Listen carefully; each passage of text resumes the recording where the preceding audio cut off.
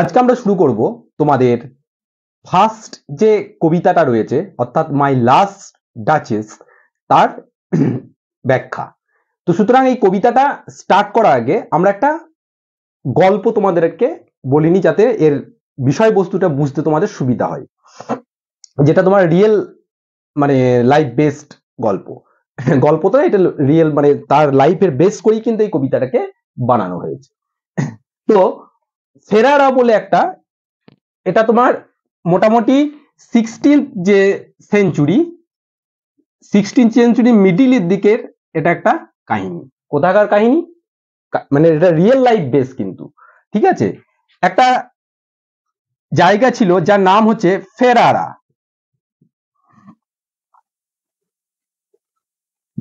এই ফেরারার যে ডিউক অর্থাৎ রাজা, এই ফেরারার যে রাজা ছিল তার নাম ছিল আলফান্সো সেকেন্ড ডি স্টেট। কি নাম ছিল?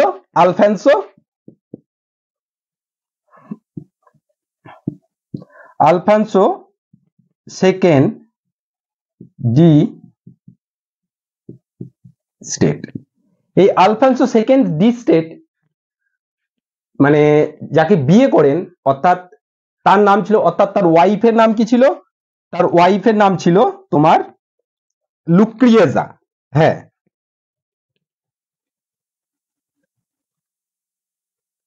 লুক্রিয়েজিয়া। এই লুক্রেজিয়া তোমার একটা সম্ভ্রান্ত ফ্যামিলির সাথে বিলং করত, অর্থাৎ তার বিয়ে হয়েছিল 14 বছর বয়সে। 14 বছর বয়সে কিন্তু লুক্রিজিয়ার বিয়ে হয়েছিল কার সাথে? এই ফেরারার যে ডিউক তার সাথে, এই আলফান্সো সেকেন্ড স্টেটের সাথে। কিন্তু এই বিয়ের ঠিক 3 বছর পর, অর্থাৎ 17 বছরের মধ্যে তিনি কিন্তু মারা যান। বিয়ের 3 বছর পর 17 বছরের মধ্যে তিনি কিন্তু মারা যান। তিনি এই যে মারা যান তার কারণটা কি? মনে করা হয় এই যে রাজা ডিউক এর যে সাইকোপ্যাথ নেচার, ঠিক আছে, সাইকোপ্যাথিক যে মাইন্ড সেট আপ, তার জন্য কিন্তু এ মারা যায়। এবং কেন তিনি, অর্থাৎ এর মধ্যে একটা নিজের পারিবারিক আভিজাত্য, রাজা ডিউক তার পারিবারিক যে টাইটেল, এই নিয়ে একটা গর্ববোধ ছিল, কিন্তু এই লুক্রেজিয়ার মধ্যে এই জিনিসটা কিন্তু ছিল না, তাই না? সুতরাং লুক্রেজিয়া কিন্তু সবার সাথে কিন্তু তার স্বভাব ভালো ছিল, এবং তার সৌজন্যবোধ মানে মানে মানে প্রত্যেকটা জিনিসের মধ্যে সৌজন্যবোধ ছিল, এবং সকলকে তিনি মানে তার মনোযোগ দিত, ঠিক আছে, এবং সবার সাথে তিনি হেসে হেসে কথা বলতো। তো সুতরাং এই জিনিসটা, এই সাইকোপ্যাথ রাজার এই জিনিসটা কিন্তু পছন্দ হয় না। তো সুতরাং এই জিনিসটাকে পছন্দ না হওয়ার জন্য তিনি, মনে করা হয় যে তার আলফান্সোর যে ওয়াইফ, তার যে মানে তাকে বিষ দিয়ে, তাকে কিন্তু পয়জন দিয়ে তাকে কিন্তু হত্যা করা হয়।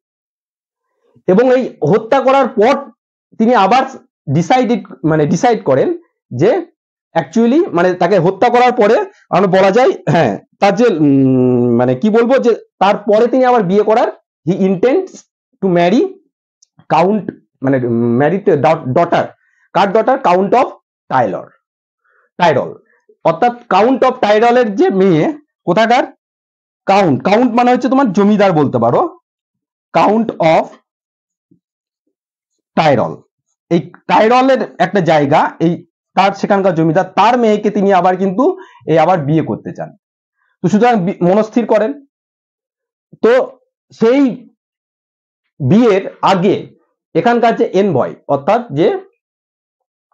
এই যে তোমার টাইলরের যে কাউন্টের যে এনভয়, অর্থাৎ মেসেঞ্জার, সে কিন্তু এই আলফান্সো ডি স্টেটের বাড়িতে আসেন, এবং তিনি তখন তার এই ছবিটাকে কিন্তু, যে ছবিটা তার লাস্ট, এই লুক্রেজিয়া তার ওয়াইফ, যে তার যে একটা হাসমুখ ছবি, সেটা ওয়ালে পেন্টিং, যে মানে পেন্ট করা ছিল, সেই ছবিটা কিন্তু তাকে তিনি দেখিয়ে সে তার বর্ণনা করতে থাকে, এবং এই বর্ণনার মাধ্যমে সে তার নিজের যে ক্যারেক্টার, সেটাকেও আস্তে আস্তে আস্তে আস্তে সে কিন্তু রিভিল করতে থাকে।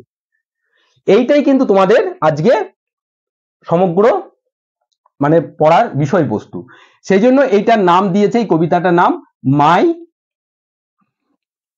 লাস্ট ডাচিস। কে লিখেছেন? Robert Browning. রবার্ট ব্রাউনিং কিন্তু লিখেছেন। এই রবার্ট ব্রাউনিং ইনি ছিলেন একজন ইংলিশ পোয়েট, অর্থাৎ তিনি ইংলিশ পোয়েট ছিলেন এবং তিনি জন্মগ্রহণ করেছিলেন 1812 খ্রিস্টাব্দে এবং মারা যান 1889 সালে। অর্থাৎ তিনি কোন, অর্থাৎ ইংরাজি সাহিত্যে তোমার বিভিন্ন এরা আছে, যুগ রয়েছে। তিনি ছিলেন ভিক্টোরিয়ান এরার কবিতা। এই ভিক্টোরিয়ান এরার তোমার আরো কিছু ফেমাস যে সমস্ত পোয়েট রয়েছে তাদের মধ্যে যেমন আমরা সকলেই পড়েছি উইলিয়াম ওয়ার্ডসওয়ার্থ হচ্ছে ওয়ান অফ দেম। তো এই ভিক্টোরিয়ান এরাতে তিনি হি ওয়াজ অ্যাকচুয়ালি, এই যে Robert Browning, he was a liberal person, ঠিক আছে, এবং that's why he wanted the liberation of the women, অর্থাৎ মেয়েদের স্বাধীনতা সম্পর্কেও তিনি সচেতন ছিলেন এবং he was greatly influence by the PB Shelley. PB শেলিকে, পার্সি বিশি শেলির দ্বারাও কিন্তু তিনি গ্রেটলি ইনফ্লুয়েন্স ছিলেন। এবং এই যে কবিতাটা, তোমার এই কবিতাটা প্রথম, এটা একটা হচ্ছে ড্রামাটিক মোনোলগ। ড্রামাটিক মোনোলগ, ড্রামাটিক মোনোলগ মানে কি? অর্থাৎ ড্রামাটিক মোনোলগ মানে হচ্ছে এখানে বক্তা একজনই, সে বলবে, অন্যজন শুনবে, সে কোনো রিপ্লাই করবে না, অর্থাৎ একজনই বলে যাবে। এখানে কে বলবেন? এখানে সম্পূর্ণ কবিতাটা বলবেন এই যে ফেরারের যে duke Alfonso de Este, Alfonso second de Este, এ কিন্তু বলবে তার মেসেঞ্জারকে, অর্থাৎ কাউন্ট অফ টাইলারের মেসেঞ্জারকে। এই ড্রামাটিক মোনোলগের সাথে সাথে এই যে কবিতাটা, এটা ফার্স্ট যেটা তোমার পাবলিশ হয়েছিল, অর্থাৎ প্রথম এটা মানে বেরিয়েছিল, যার নাম হচ্ছে ড্রামাটিক লিরিক। ড্রামাটিক লিরিক কত সালে? 1842 সালে। এবং কি টাইটেলে? ইটালি। ইটালি টাইটেলে কিন্তু প্রথম ড্রামাটিক লিরিক্সে এই কবিতাটা কিন্তু ফার্স্ট পাবলিশ হয়। তো এই ছিল তোমাদের কি বলবো, যে এই কবিতাটার একটা সংক্ষিপ্ত একটা বিষয়বস্তু এবং তার ধারণা, ঠিক আছে। এবার আমরা এটা লাইন বাই লাইন পড়বো। তাহলে আমরা ওভারঅল কি জানতে পারলাম, যে মাই লাস্ট ডাচেস, ডাচেস মানে হচ্ছে তোমার কুইন, অর্থাৎ ডিউকের ফেমিনাইন জেন্ডার হচ্ছে ডাচেস বলতে পারি, কুইন, মাই লাস্ট কুইন। কার লাস্ট কুইন? অর্থাৎ এই যে আলফানসো ডি সেকেন্ড এস্টেটের লাস্ট কুইন, যার নাম হচ্ছে লুক্রেজিয়া। এটা নাম মনে না রাখলেও হবে, এটা তোমার একটা ব্যাকগ্রাউন্ড বলে দেওয়া হলো, ঠিক আছে। তো সুতরাং এ যখন আবার নেক্সট টাইম যখন he was intended to marry the daughter of count Tyrol, তো তার যে মেসেঞ্জার তাকে কিন্তু এই সমগ্র ছবিটাকে দেখিয়ে এই ঘটনাটা বর্ণনা করেন। এবং এটা লিখেছিলেন কে? ইংলিশ পোয়েট রবার্ট ব্রাউনিং, ঠিক আছে।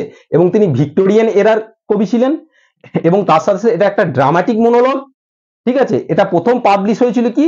ড্রামাটিক লিরিক 1842 তে, এবং অ্যাজ এ টাইটেল কি ছিল তার? ইটালি, ঠিক আছে।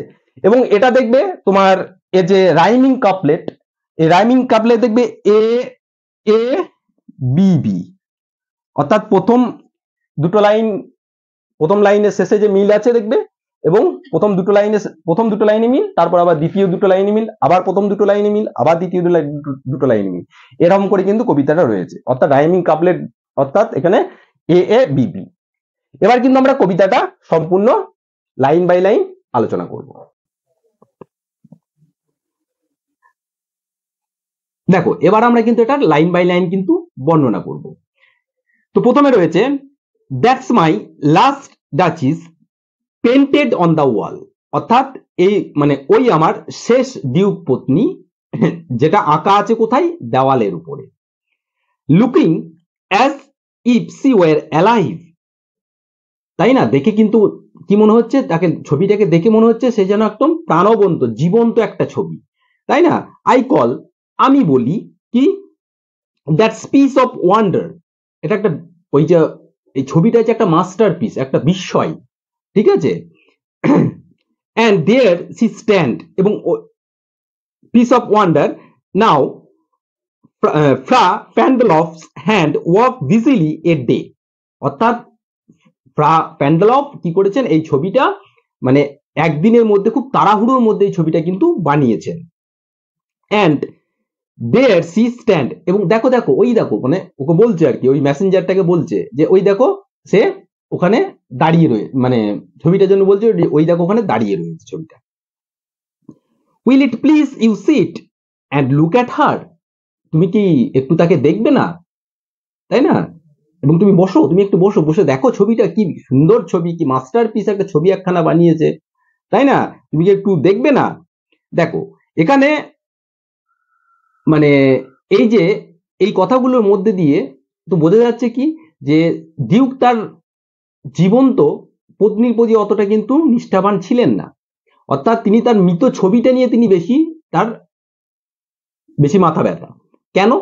কারণ তিনি শো অফ করতে বেশি পছন্দ করেন, এবং তিনি লোককে দেখাতে চান যে তিনি কতটা, তিনি তার মধ্যে কতটা অ্যাস্থেটিক ভ্যালু রয়েছে, অর্থাৎ তিনি কতটা মানে শিল্পকর্ম এই সমস্ত জিনিসটা তিনি ভালোবাসেন, এই জিনিসগুলো তিনি কতটা ভালো বোঝেন, এবং তারই মানে প্রমাণস্বরূপ এই তার এই স্ত্রী মানে তার লেট ওয়াইফের এই যে মানে কি বলবো প্রতিকৃতিটাকে তিনি দেখাচ্ছেন, এবং পরে এবং আরো বলবেন যে এর যে ছবিটা, এটা যে মিনিং, সেটা হয়তো তোমাদের মতো লোকেরা হয়তো বুঝতে পারবে না, কারণ তোমাদের মধ্যে সেই এস্থেটিক ভ্যালুটা তোমাদের মধ্যে নেই যেটা আমার মধ্যে রয়েছে। তারপরে কি বলবে দেখো, কিন্তু এগুলো সব গোটাটাই কিন্তু শো অফ।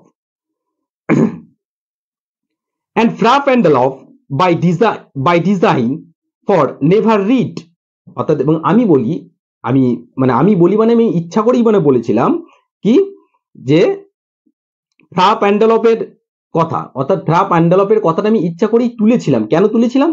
ফর কি জন্য? ফর নেভার রিড, অর্থাৎ তারা এখানে নেভার রিড মানে তারা কখনোই বুঝতে পারবে না, কারা? দ্য স্ট্রেঞ্জার্স, অর্থাৎ এই যে তোমাদের মতো আগন্তুকরা, লাইক ইউ দ্যাট পিকচার্ড হচ্ছে কাউন্টেনেন্স, অর্থাৎ দ্য পিকচার্ড কাউন্টেনেন্স মানে হচ্ছে ফেসিয়াল এক্সপ্রেশন, অর্থাৎ এই ছবিটার মুখটা যে মানে কি ছবিটার মধ্যে বোঝাতে চেয়েছে সেটা বোঝার ক্ষমতা তোমাদের মতো ব্যক্তির নেই, সেটা একমাত্র আমিই বুঝতে পারি, কারণ আমার মধ্যেই সেই মানে আমি হচ্ছে কি শিল্পের মানে শিল্পকলার পৃষ্ঠপোষক বলা যায়, এস্থেটিক ভ্যালু আমার মধ্যেই রয়েছে, আমিই বুঝতে পারবো, তোমরা কিন্তু বুঝতে পারবে না। তারপরে কি বলছে দেখো, the depth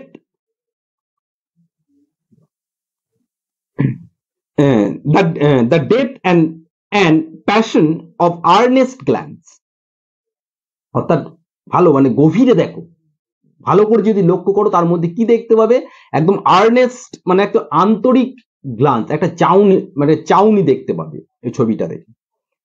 but to myself they turned, কিন্তু আমার দিকে but to myself they turn, তা আমার দিকে ঘুরে, অর্থাৎ কি ঘুরে?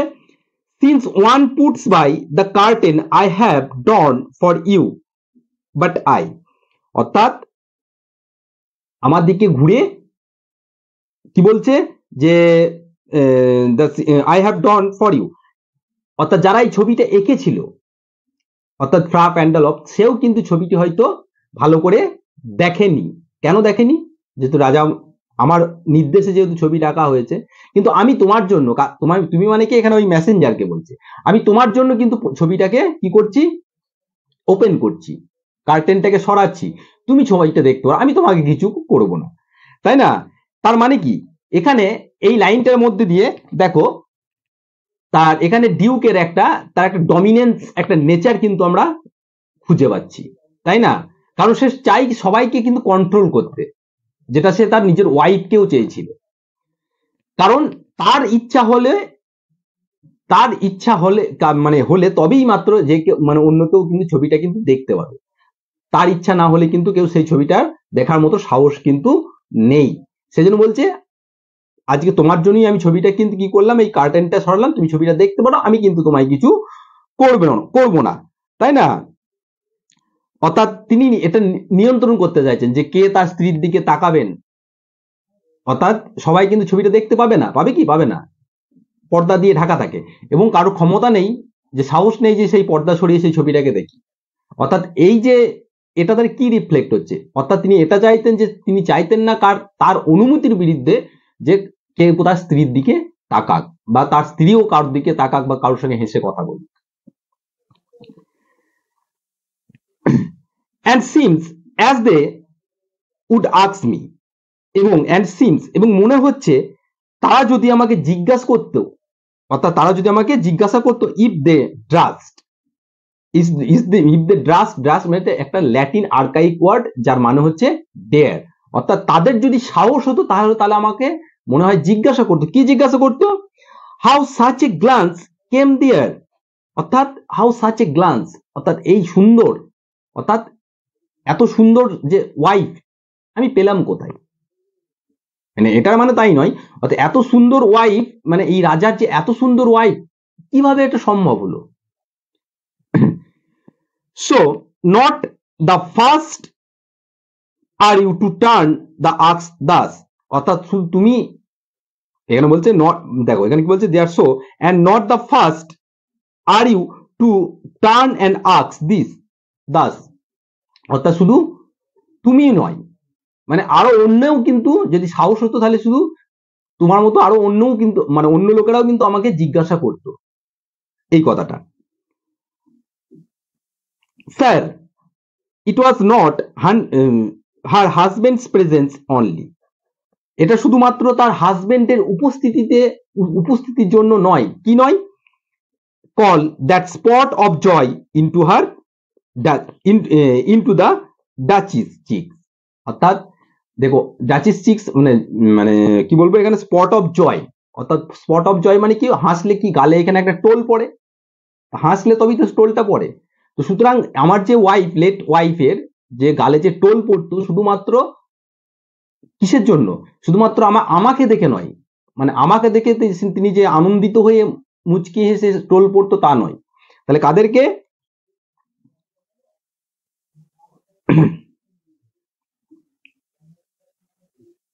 পারহ্যাপস সম্ভবত ফ্রা প্যান্ডলফ চান্স টু সে, অর্থাৎ ফ্রা প্যান্ডলফের কি হয়েছে, মানে চান্স টু সে, হয়তো সে হয়তো বলার সুযোগ পেয়েছিল কি,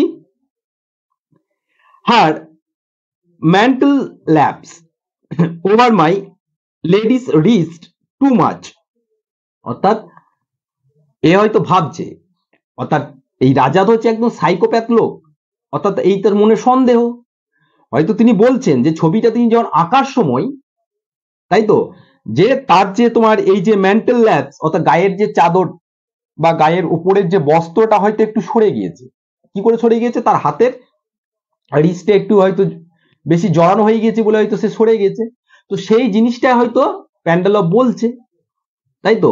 তো এই জিনিসটা বলাতে কি হচ্ছে, প্যান্ডেলফ বলাতে চান্স টু হয়তো বলেছে, এটা নাও বলতে পারে, কিন্তু এটা রাজা ভাবছে হয়তো বলেছে ছবিটা আঁকার সময়। or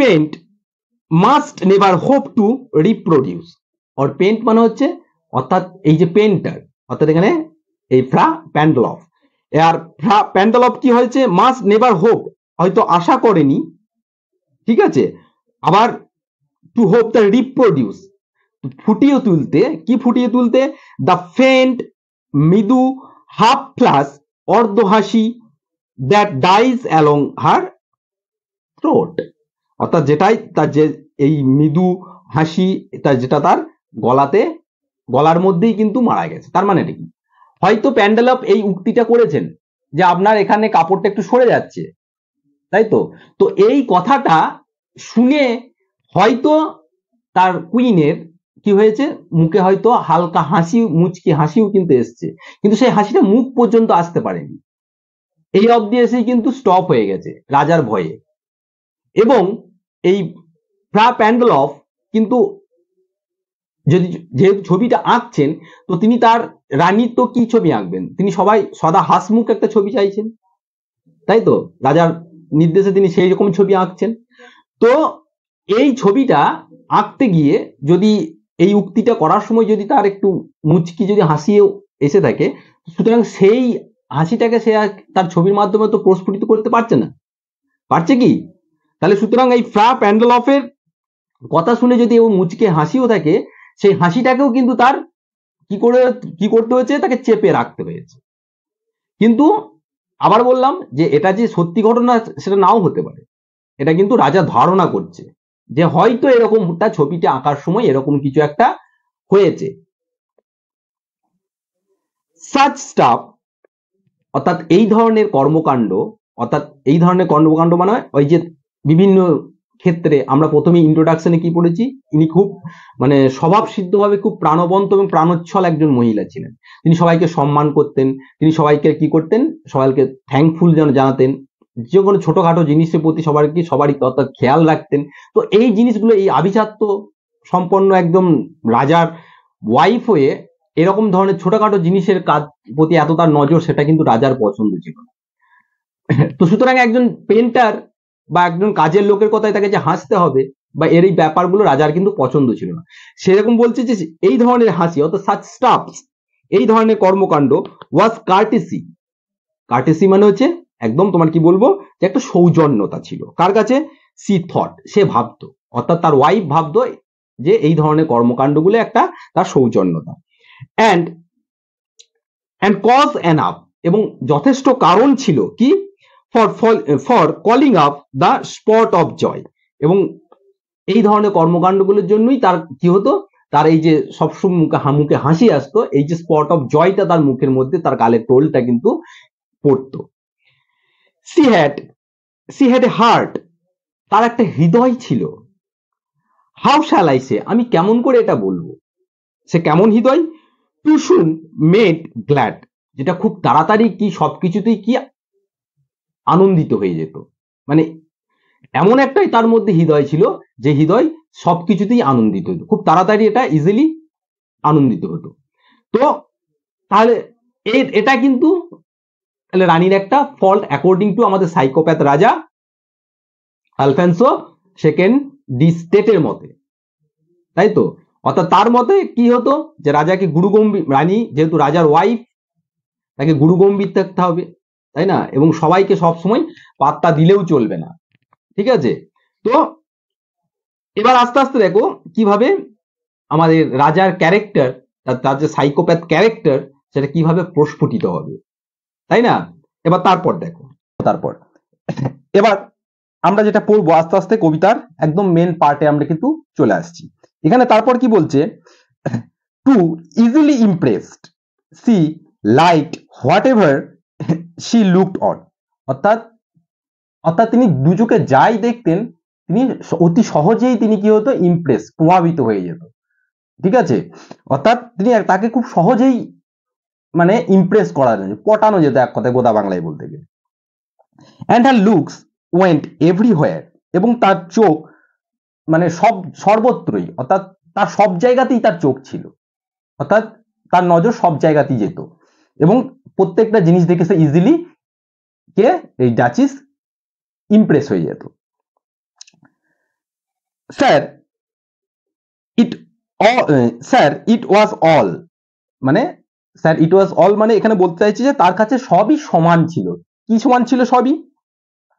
and her all my favour at her breast, অর্থাৎ এখানে মাই ফেভার মানে হচ্ছে তার কোনো গিফট, ফেভার মানে হচ্ছে অনুগ্রহ বা তার কোনো গিফট যেটা তার গলায় ঝুলতো সেটা, এবং the drooping of the daylight in the west, অর্থাৎ দেখো এখানে কি বললো, যে তার কাছে সবই সমান ছিল। তার কিছু কিছু উদাহরণ কিন্তু এরপরে তিনি দেবেন, যে রাজা হয়তো কি করেছে, ডিউক হয়তো কোনো রকমের তো ভালোবেসে হয়তো কোনো একটা তাকে হয়তো কোনো গিফট দিয়েছে, তাকে ফেভার গিফট করেছে, এবং যেটা তার বুকে মানে ধরে নাও একটা মালা টাইপের বা একটা হার্ট টাইপের, তো সেটা ঝুলতো, এবং সেটা কি করতো, কম্পেয়ার করতো কার সঙ্গে, যে তার কাছে সেটার যেমন মূল্য ছিল, তার সাথে এই যে drooping daylight in the west, অর্থাৎ দিনের যে পড়ন্ত সূর্য, অর্থাৎ পশ্চিমের যে মানে কি বলবো, যে সন্ধ্যাবেলা যে আগের যে মুহূর্ত, যে লাল ছটাটা, সেটাও তার কাছে কিন্তু সেম ভ্যালু ছিল। তাই কি হয় কখনো? কে ভাবতো এটা? আমাদের সাইকোপ্যাথ রাজা ভাবতো, তাই না? এটা আমি গিফট দিয়েছি, এটা তো একটা বিশাল ব্যাপার। অর্থাৎ এর কাছে এই যে ম্যাটেরিয়াল বিউটিটাই কিন্তু সব থেকে বেশি প্রাধান্য ছিল, কার কাছে? রাজার কাছে। কিন্তু রানী কি করতো, ডাচেস, এর কাছে কিন্তু সবই সমান, তাই না? এই জিনিসটাই কিন্তু রাজা পছন্দ করতে পারতো না। আর কি, the the bough of the cherries some officious fool broke into the orchard for her। অর্থাৎ বাউ মানে হচ্ছে ডাল, অর্থাৎ চেরি গাছের কিছু চেরি গাছের ডাল যেখানে কয়েকটা চেরি হয়তো লেগে রয়েছে সেখানে, সেটা যখন ভেঙে নিয়ে আসতো, মানে কেউ অফিসিয়াস ফুল, এখানে অফিসিয়াস ফুল মানে হচ্ছে তোমার কি বলে একদম গায়ে পড়া, মানে মানে ইনস্ট্রুসিভ। অর্থাৎ এখানে অফিসিয়াস ফুল বলতে তার চাকর বাকর বা তার পাশে যে সমস্ত লোকজন রয়েছে যা তার রাজা বা রানীর অ্যাজ এ সার্ভেন্ট হিসেবে কাজ করতো তাদেরকে বলা হয়েছে।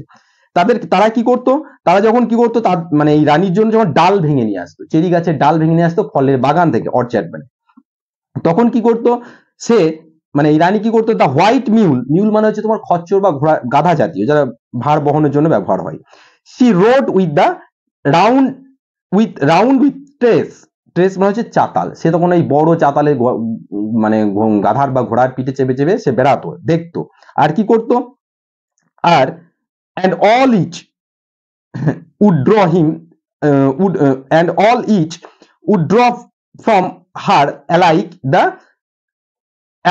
approaching speech। approaching speech মানে হচ্ছে or blush at least, approaching speech মানে তার প্রশংসা।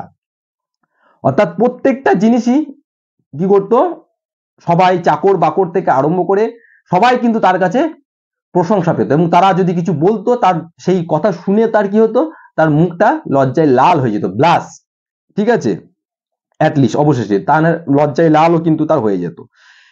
অর্থাৎ এখানে দেখো রাজার অভিযোগটা কি, যে সে তো কুইন, তো সে তো একটা দম্ভ নিয়ে থাকবে, তো কেন সে সবার সাথে এরকম হেসে খেলে এরকম কথা বলবে, এবং কেন সে এত বাড়ি চাকর বাকর অন্যান্য যাদেরকে এত সে পাত্তা দেবে, এটাই ছিল এর মেন ব্যাপার। সি থ্যাঙ্কড মেন, সে মানুষদেরকে ধন্যবাদ দিত, গুড, হ্যাঁ ধন্যবাদ দিত, ভালো কথা, তো কি, বাট থ্যাঙ্ক সামহাউ, কিন্তু এরকম ভাবে ধন্যবাদ দেওয়া মুচকি হেসে, হ্যাঁ এই জিনিসটা পছন্দ, আই ডোন্ট নো হাউ, আমি জানি না কিভাবে, তার তো একটা মানে he should some respect, see, তার তো একটা রেসপেক্ট থাকা দরকার অ্যাজ এ কুইন, আমি কেন সবার সাথে চাকর বাকর এরকম সবার সাথে এরকম হেসে খেলে কথা বলবো, এই জিনিসটা রাজার পছন্দ হতো না। সে বলছে যে হি থ্যাঙ্ক মেন, সে মানুষদেরকে অন্য পুরুষদেরকে কি করতো, মানে ধন্যবাদ জ্ঞাপন করতো, সেটা ভালো জিনিস, কিন্তু এরকম ভাবে as he ranked as if she ranked my gift of a 900 years old name with anybody's gift, সে কি করতো, এবং তার কাছে as he ranked মানে তিনি মানে এই রানী যেন সমস্ত কিছু সমান করে চোখে দেখতেন, মানে ইকুয়ালাইজ করতেন, কি ইকুয়ালাইজ করতেন, আমি কেউ হয়তো অন্য একটা গিফট দিয়েছে তাকে সামান্য, ঠিক আছে, ওই যে আগে বললো যে কেউ হয়তো চেরি গাছের ডাল ভেঙে কয়েকটা চেরি লেগে আছে সেটাও দিয়েছে, মানে সেটা দেখে সে হেসেছে, সেটাও রানীর কাছে যা ভ্যালু, এবং আমি যে 900 ইয়ার্স 900 বছর পুরনো কোনো হয়তো গিফট দিয়েছি, তাই তো, ওল্ড নেম এনি গিফট, অর্থাৎ আমার যে 900 বছর পুরনো কোনো গিফট হয় না, রাজা মহারাজা এই সমস্ত বাড়িতে অনেক রকমের গিফট থাকে যারা বংশ পরম্পরায় ওয়াইজ কি করে, মানে বউ তার বউ এরকম করে মানে দিয়ে আসে, বা বংশ পরম্পরায় সেই গিফট তার মানে তারা পেয়ে আসে, ওন করে আসে, তো সেই এরকম একটা কোনো একটা জিনিসে গিফট দেওয়া, আর কেউ একটা চেরি গাছের বা অন্যান্য কিছু ডাল ভেঙে তাকে দিল, মানে তাকে মানে ধন্যবাদ জ্ঞাপন করা, দুটো কি একই জিনিস? একই জিনিস নয়। কে বলতো? রাজা। কিন্তু রাজা বলছে না, তার কাছে কিন্তু এই দুটো জিনিস একই ছিল। আমার যে 900 ইয়ার্স পুরনো একটা গিফট আমি দিলাম, সেখানেও যে আমি যে রিয়াকশন পেতাম, একজন সামান্য বাড়ির চাকর বাকর তাকে যে কোনো হেল্প করতো বা কিছু করে দিত, তারাও কিন্তু সেই সেম রিয়াকশন তারাও পেত। পার্থক্যটা কোথায়? এটাই ছিল রাজার problem. Who would stop to blame this sort of trifling মানে হচ্ছে তুচ্ছ জিনিস। এবার এখানে একটা কবি কি করেছে, পাঠকদের উদ্দেশ্যে একটা প্রশ্ন ছুড়ে দিয়েছে, বলছে কে এই তুচ্ছ জিনিস নিয়ে কেউ মানে মানে অভিযোগ করবে, অত মাথা নত করবে, ঠিক আছে, আমি বলতে যাব না, কে বলতে যাবে? তারপর কি বলছে দেখো, এবার এই পরের লাইনটা এটা খুব ভালো করে বুঝতে হবে। দেখো, even had you skill in speech, ধরুন আপনার কথা বলার দক্ষতা আছে, অর্থাৎ এর পরের লাইনটা যেটা পড়বো আমরা, এটা কিন্তু ভালো করে বুঝতে হবে। এখানে তোমার রাজা এবং রানীর মধ্যে যে একটা মিউচুয়াল আন্ডারস্ট্যান্ডিং এর প্রবলেম রয়েছে সেটা কিন্তু বোঝা যাবে, এবং সেই প্রবলেমটাকে কিভাবে ইরাডিকেট করা যেত, এবং সেই ইরাডিকেট করতে গেলে, প্রবলেমটাকে দূর করতে গেলে কি হতে হয়, রাজাকে কি করতে হতো, একটু মাথা নত করলেই তো সেই প্রবলেমটা দূর হয়ে যেত, কিন্তু রাজা মাথা নত করবে না। কারণ সে তো রাজা, সেই জন্য সে কি করলো, তার একদম রানীকেই একদম ফুল স্টপ মেরে দিল। তো সেই ব্যাপারটা এখানে বলবে, দেখো কি বলেছে।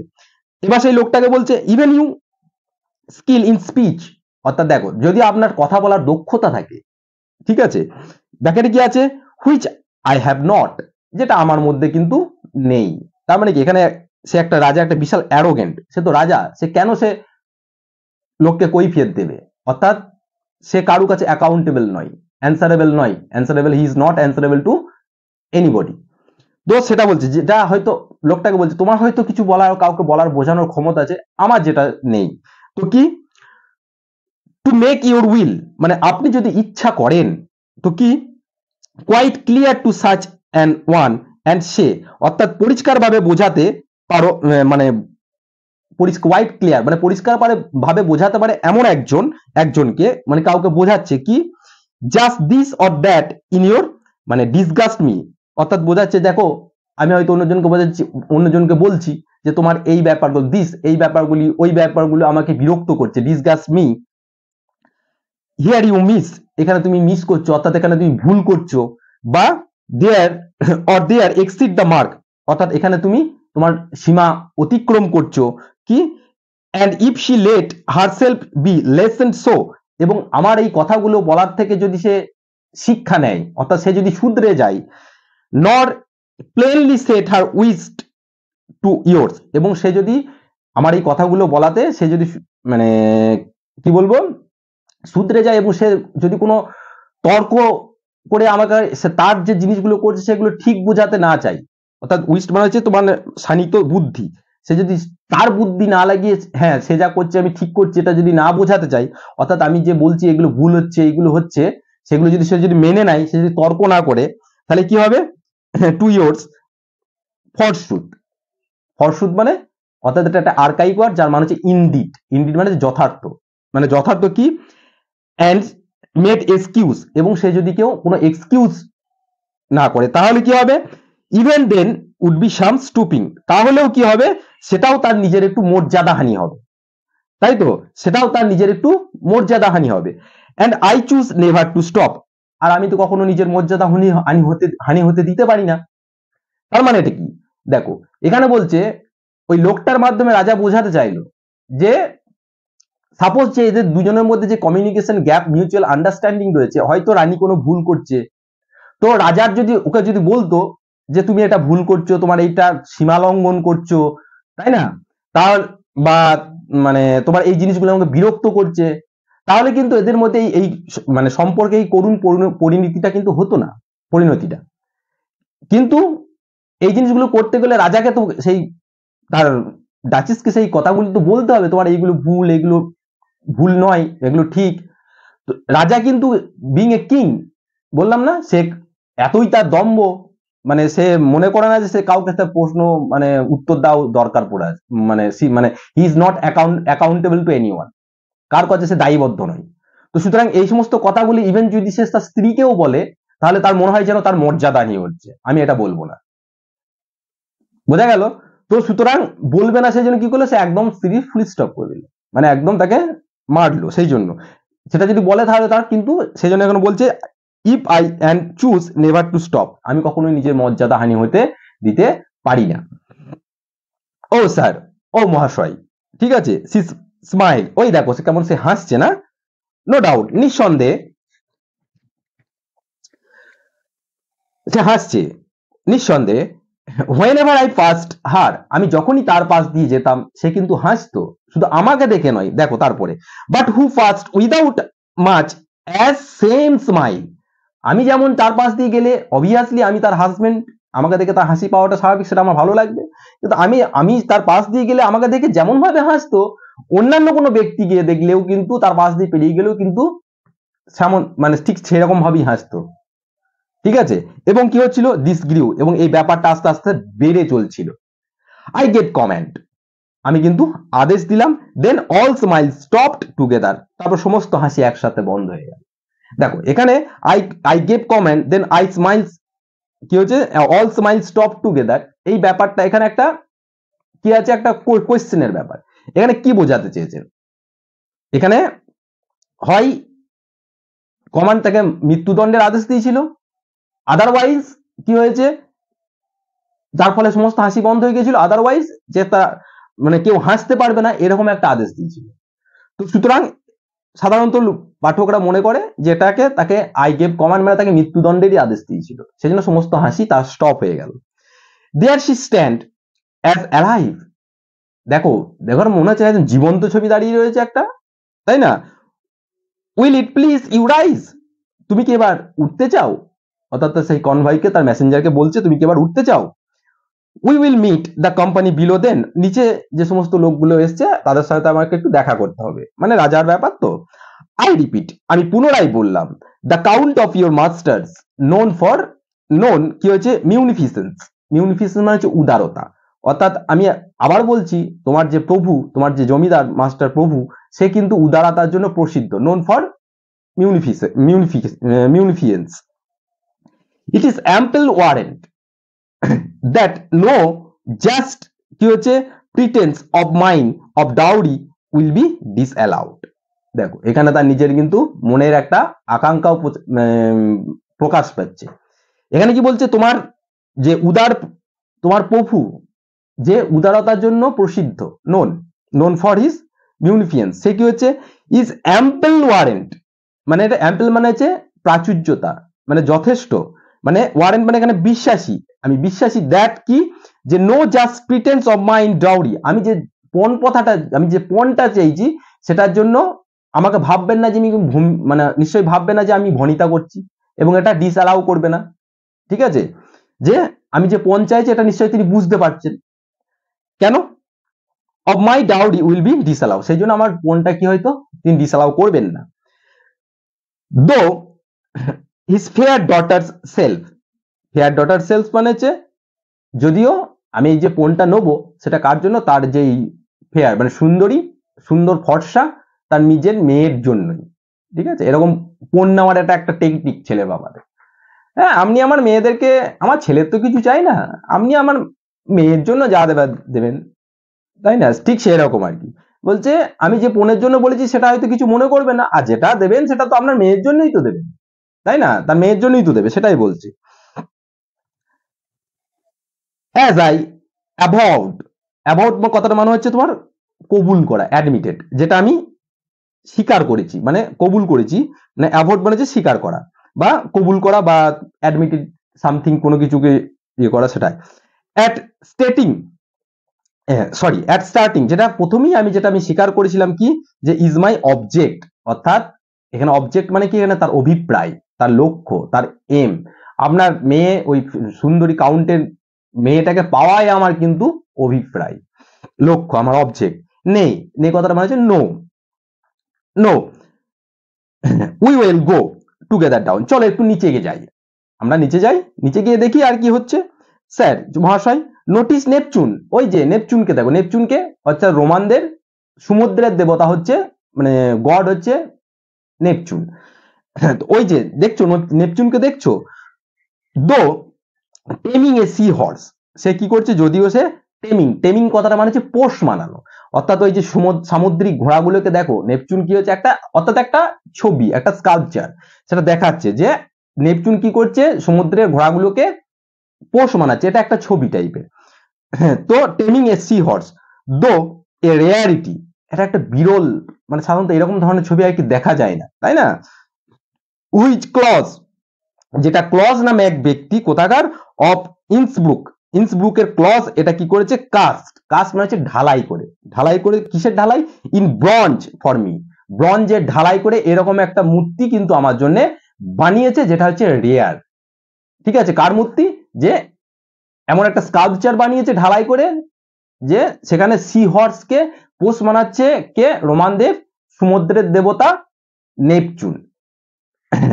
এখানে কিন্তু তোমাদের কবিতাটা শেষ হলো। দেখো এখানে এবার কি লাস্ট যে পিকচারটা আমাদেরকে দিল কবি, এর মাধ্যমে তোমার ডিউকের আর একটা মানে ক্যারেক্টার কিন্তু পরিষ্কার হচ্ছে, তাই না, কি কারণ সে কি চাই, যে ঘোড়া মানে পোষ মানাতে, অর্থাৎ সে চাই তার নেক্সট ওয়াইফ এমন হবে সে যেন তার কথা শুনে, যেমন ঠিক যেমন মানে পোষা বিড়াল কুকুর যেমন তার মাস্টার অর্থাৎ প্রভুর কথা শুনে চলে লেজ নাড়ে তার কথায় কথায়, ঠিক যেন তার স্ত্রী ঠিক ওরকমটা হয়।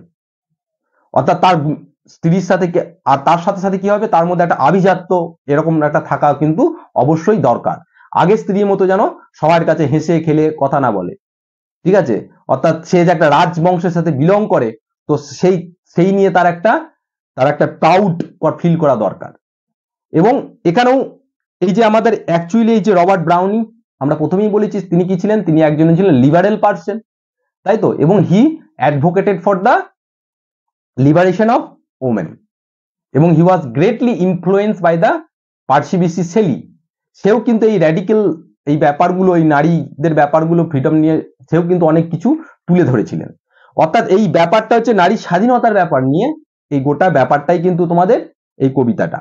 এবং এখানে একজন পুরুষের যে প্রকৃতি কেমন হয়, পুরুষের একটা সবসময় একটা নেচার থাকে, যাতে ওমেনদের প্রতি একটা ডমিনেন্স একটা নেচার চাই, সেই নেচারটাকেই কিন্তু এখানে রিফ্লেক্ট করেছে। এবং লাস্টেও আমরা তাই দেখলাম যে এই ছবিটার মাধ্যমে এটা বোঝাতে চাইলো যে সে তার প্রত্যেকটা মেয়েকে যেমন বাড়ির পোষ্যকে যেমন পোষ মানিয়ে রাখা হয়, অর্থাৎ তার কথা শুনে যেন সবাই চলে, এটাই কিন্তু এই কবিতায় বোঝাতে চেয়েছে।